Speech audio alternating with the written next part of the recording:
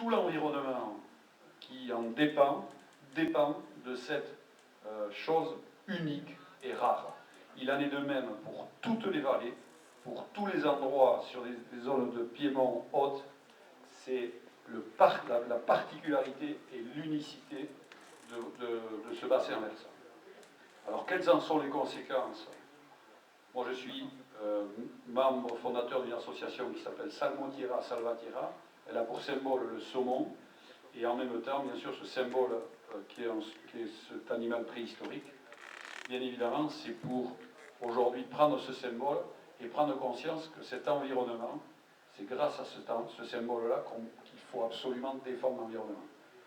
Donc aujourd'hui, c'est l'heure des choix, c'est l'heure des décisions, c'est l'heure de choisir aujourd'hui qu'est-ce qu'on veut.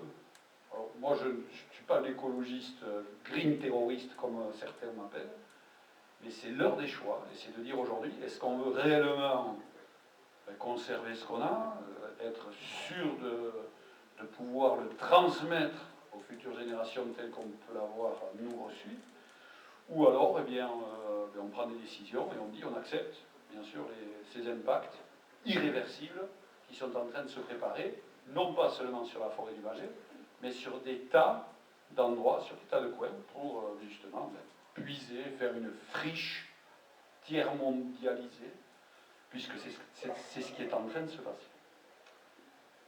Incidence sur le saumon, on a parlé certainement, vous avez dû parler de cette belle forêt de hêtres, hein, donc, vous avez dû parler des sols, de la géologie, bien sûr de ce réceptacle d'eau, de la mycologie, de toutes ses spécificités, puisqu'elle est propre au Bâgé, avec ses particularismes. Et bien en fait, vous allez bien comprendre une chose, au travers du saumon, cet exemple assez extraordinaire. Le saumon, le saumon du Gave de Laurent, il naît à 80% dans la rivière du Bâgé. La pouponnière du Bâgé, toutes ces grandes frayères de gravier dans ces belles fosses où cette eau est verte, magnifique. Eh bien, ces poissons, il y a des poissons de 10 kg, 8 kg, des poissons d'1 mètre qui remontent dans cette rivière et qui se reproduisent.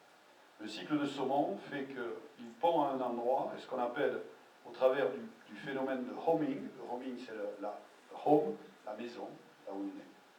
Et ce poisson est soumis à ce phénomène de homing, c'est-à-dire il naît là, il naît sous les graviers du Bâgé, générés par la pluie, tous les sédiments qui descendent, etc. Donc il y a une graninométrie qui se fait, ces poissons naissent là. Ils pondent là, ils naissent là. Ils descendent, ils passent par Bayonne, ils mettent le petit foulard rouge, et hop, ils montent au Féroé. Groenland, direct. Aire de grossissement, ils y passent 1 an, 2 ans, 3 ans, 4 ans, selon les on ne sait absolument pas gérer ça, on ne fait que constater.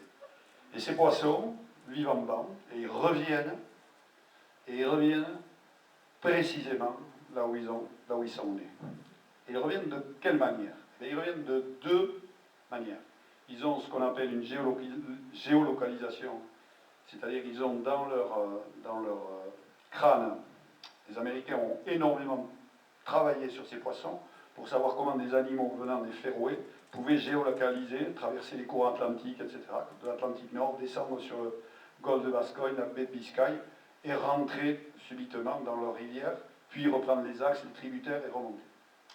Et bien donc il y a une géolocalisation qui se fait nord-sud pour la descente, et ensuite les appels d'eau douce faisant qu'ils remontent au travers de l'estuaire de l'Adour. Pourquoi est-ce qu'ils vont au Bâgé? Quand on voit tous les tributaires, eh bien, c'est que s'ils reviennent au Bâgé, c'est le système olfactif qui prend le relais. Et dès qu'il y a une pluie fine qui descend, on a parlé de mycologie, on a parlé de feuilles mortes, on a parlé de tout ça, ça crée une couleur d'eau et un goût et une odeur de l'eau pour ces saumons. Et s'ils vont, parce qu'il y en a qui montent dans l'Aspe, et s'ils montent, il y en a qui montent dans l'Ossau, c'est uniquement pour les spécificités de bassins et d'origine dans lesquelles ces poissons sont nés. Donc prenez conscience d'une chose, ça c'est l'exemple, je ne vais pas rentrer dans les détails, et c'est l'exemple caractéristique de l'unicité de la chose rarissime qui est le Bâgé, puisqu'il est le seul à être comme ça, à générer des poissons qui reviennent pondre dans le Bâgé. D'accord? Et pour le Gard d'Ossau, c'est la même chose. Pour le Saison, Lic, Atterré, Tarbets, c'est la même chose. Pour la Nive, Esteren, Subi, c'est la même chose. Pour le Gard de Laurent, il se divise, bien sûr. On va aller sur la Bidassois, c'est la même chose. Pour la Nivelle, c'est la même chose. Et on reprend tout l'arc atlantique et partout. Chaque rivière a sa spécificité olfactive de bassin qui permet de faire venir ces poissons dans l'endroit où ils sont nés. Donc, prenez conscience au travers de ce petit exemple qui est un parmi des milliers d'exemples, que cet exemple-là rassemble en tout cas la nécessité d'un milieu totalement imbriqué l'un dans l'autre, avec une cohérence qui date et qui s'est construite depuis des millénaires et des millénaires et des millénaires. Le saumon n'en est qu'un tout petit élément, un petit composant. Et c'est pour réellement vous faire comprendre qu'aujourd'hui, sans ces éléments qu'on met bout à bout, ce n'est pas une somme d'unités, ce n'est qu'une unité. Voilà. Autre exemple qu'on ne voit pas, parce que ça c'est intéressant, vous ne parlez que de la forêt, ou du sol, et de la rivière. Bon, c'est ce qui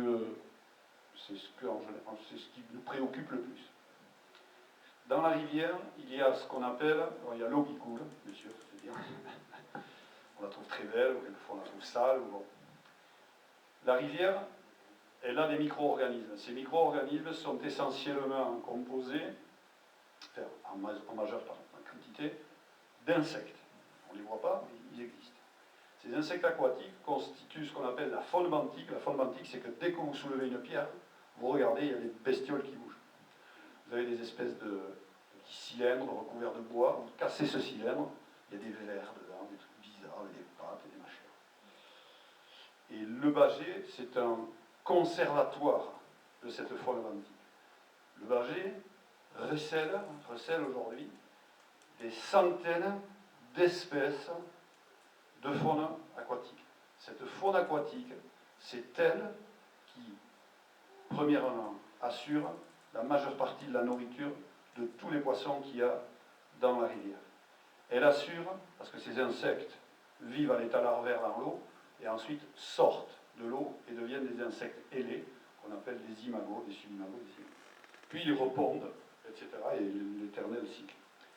Ils sont tellement présents que quelquefois, eh bien, toutes les chauves-souris, les bergeronnettes, les oiseaux, se nourrissent grâce aussi à ces populations d'insectes présents. Également, ces insectes, puisqu'ils sont avec des systèmes de grossissement depuis l'état d'œuf, l'état larve, puis l'état d'insecte ailé, eh bien, ils sont répartis également tout au long de l'année pour pouvoir permettre à toutes les populations, qu'elles soient piscicoles ou des oiseaux ou autres éléments, d'assurer une nourriture très importante et abondante. Dernier élément présent sur le Bugey d'Arully, c'est un insecte qu'on appelle la grande perle, qui est, je ne passe les détails.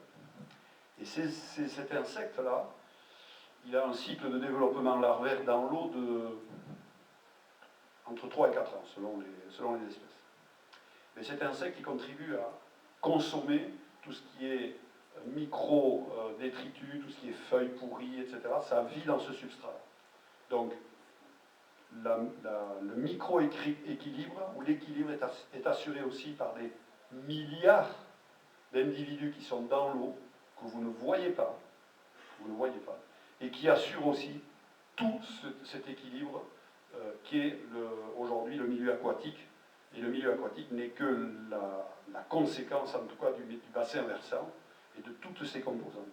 S'il n'y a pas tous les éléments réunis, tous ces bio-indicateurs que vous avez aujourd'hui dans le Bugey, que ce soit végétaux, champignons, que ce soit tout ce que vous voulez, tout cela, c'est de ça dont il faut parler. Il faut témoigner de cette unicité que vous avez. Moi, je me fais toujours une vigie, un témoin par rapport à ça, de dire, c'est pas simplement de couper un arbre. Comme on dit, un arbre, c'est... moi, j'ai toujours appris qu'un arbre, c'est un fleuve qui s'érige. C'est de l'eau qui monte et qui est transformée. Mais ce dont il faut réellement prendre conscience, c'est que si vous mettez un bulle au travers de ça, c'est sûr, vous allez, dans votre idée, ouais, c'est dégueulasse, ils font ça. Non, c'est pas ça le problème. Le problème, c'est que vous êtes en rupture d'un équilibre qui existe, hein, et que vous détruisez beaucoup plus de choses que vous n'imaginez. Et ces destructions-là, elles sont irréversibles. Et prenez conscience d'une chose, c'est que cette richesse, ce diamant que vous avez, qui est le Bâgé, avec tout son écosystème unique, c'est le saumon, les champignons, les hêtres, tout ce que vous voulez, mais c'est pas ça. C'est une boule. Et cette boule-là, vous l'enlevez, et c'est terminé. Voilà. Et ce dont il faut témoigner, c'est pas, pour moi, hein, j'ai toujours été quelqu'un qui a témoigné pour dire qu'il y a toujours des vilains petits canards qui veulent prélever, mais ce dont il faut parler, c'est des choses qui sont belles, qui sont vivantes, hein, et il faut témoigner également avec beaucoup de connaissances de toutes ces choses qu'on aime. D'accord ? Donc, essayez surtout, et nous c'est ce qu'on fait au travers de l'association, c'est d'essayer surtout de dire, mais c'est pas des arbres que vous allez nous couper, c'est vous allez tout nous enlever. C'est-à-dire notre capacité à trouver que c'est beau, notre capacité à dire que c'est bon, avec les champignons, mais notre capacité aussi à rêver. Parce que quand on voit tout ça, eh bien on rêve. Voilà. Et on rêve d'univers, pour les enfants, de tas de choses. Donc, cet univers du Bâgé, Jean-Paul, quand on s'est parlé, il faut se battre pour le garder, ça c'est une certitude.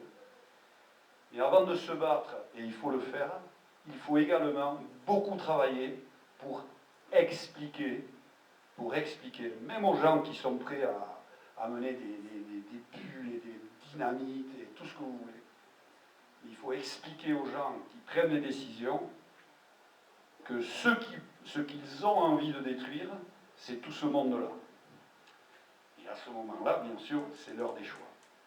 Mais ce n'est pas simplement la vision superficielle de la disparition ou de la consommation de ce bien-là, mais c'est tout un système qui part du Bâgé. Mais le Bâgé aussi, ce n'est pas le point le plus haut de la pyramide. Il est aussi, comment dirais-je, tributaire de toute sa partie amont et également de tout un système. Quand il neige sur les Pyrénées, eh bien on surfe sur les flocons de neige à Biarritz. C'est comme ça qu'il faut concevoir la chose. D'accord ? Donc, et moi je trouve que c'est une belle idée que de surfer sur la neige à Biarritz. Je trouve ça sympa.